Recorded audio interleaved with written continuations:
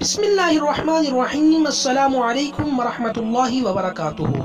Islamic scholar official کے پیارے ناظرین، میں آپ کے قیمتی وقت کو ضائع کیے بغیر اپنی ویڈیو کو شروع کرتا ہوں، لیکن ویڈیو شروع کرنے سے پہلے تمام دوست احباب میرے ساتھ مل کر آقا نامدار مدنی تاجدار جناب محمد مصطفیٰ صلی اللہ علیہ وسلم کی بارگاہ میں ایک مرتبہ درود شریف پڑھ لیجئے، کیونکہ حضرت انس رضی اللہ تعالیٰ عنہ سے روایت ہے، فرماتے ہیں کہ جناب رسول اللہ صلی اللہ علیہ وسلم نے فرمایا، جو شخص مجھ پر ایک مرتبہ درود بھیجتا ہے، اللہ تعالیٰ اس پر 10 رحمتیں نازل فرماتا ہے، اس کے 10 گناہ مٹا دیتا ہے اور اس کے 10 درجات بلند کر دیتا ہے۔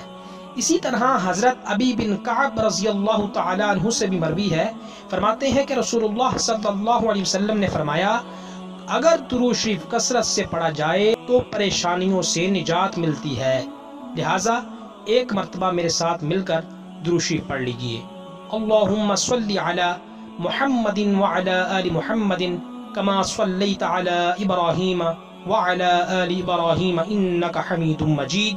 اللہم بارک علی محمد وعلی آل محمد کما بارکت علی ابراہیم وعلی آل ابراہیم انک حمید مجید۔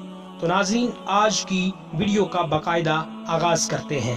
ناظرین، آج کی اس ویڈیو کے اندر میں آپ کو چند ایسے دنوں کے متعلق آگاہ کروں گا جن میں سے بعض ایسے ہیں کہ جن میں روزہ رکھنا مکروہ ہے اور بعض ایسے ہیں جن میں روزہ رکھنا حرام ہے۔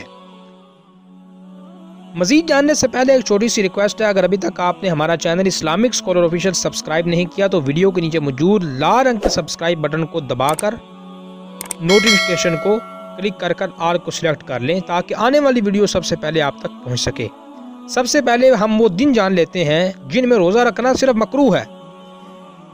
ان میں سے پہلا ہے جمعہ یا ہفتہ کے دن کا روزہ رکھنا، یعنی اگر کسی نے خالی جمعے کا روزہ رکھ لیا ہے یا خالی ہفتے کا روزہ رکھ لیا ہے تو ان دنوں میں الگ الگ روزہ رکھنا حرام ہے، بلکہ اگر روزہ رکھنا ہے تو جمعہ یا ہفتے کا اکٹھا رکھ لیا جائے، یا جمعرات جمعہ کا رکھ لیا جائے، یا ہفتہ اتوار کا رکھ لیا جائے۔ اس طرح دنوں کو ملا کر روزہ رکھنا چاہیے۔ اگر کسی نے فقط جمعے کا یا فقط ہفتے کا روزہ رکھ لیا ہے تو یہ روزہ رکھنا مکروہ ہے۔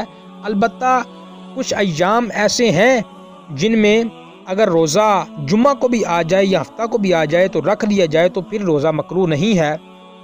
مثلا ماہ محرم اور عاشورہ کے روزے، یوم عرفہ یعنی ذی الحجہ کی 9ویں تاریخ کا روزہ، ماہ شوال کے 6 روزے، ماہ شعبان کے روزے، 15ویں شعبان کا روزہ، پیر اور جمعرات کے دن کا روزہ، ٹھیک ہے۔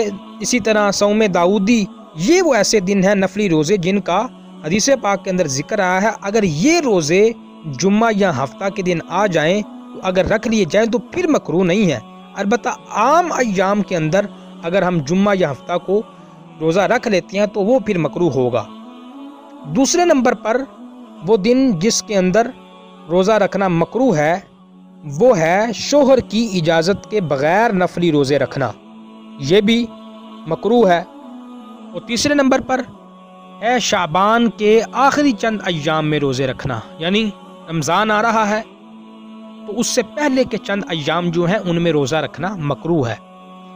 اب کر لیتے ہیں بات حرام روزوں کی، کہ کن دنوں میں روزہ رکھنا حرام ہے۔ 5 ایام ہیں جن میں روزہ رکھنا حرام ہے۔ مثلا عید الفطر کے دن کا روزہ رکھنا یہ بھی حرام ہے۔ نمبر 2 پر عید الاضحیٰ کے دن کا روزہ رکھنا یہ بھی حرام ہے۔ نمبر 3 ایام تشریق یعنی 11، 12، 13 ذی الحجہ کے 3 دن کے روزے رکھنا یہ حرام ہے۔ لہٰذا یہ 5 دنوں کے روزے حرام ہو گئے اور 3 دنوں کے روزے جو میں نے پہلے بتا دیے وہ مکروہ ہوئے۔ لہٰذا اس ویڈیو کو اپنے دوستوں کے ساتھ بھی شیئر کریں تاکہ آپ بھی اجر عظیم کے اندر شامل ہو جائیں۔ اپنا اور اپنے دوستوں کا خیال رکھیے۔ ہمیں دیجیے اجازت۔ السلام علیکم ورحمۃ اللہ وبرکاتہ۔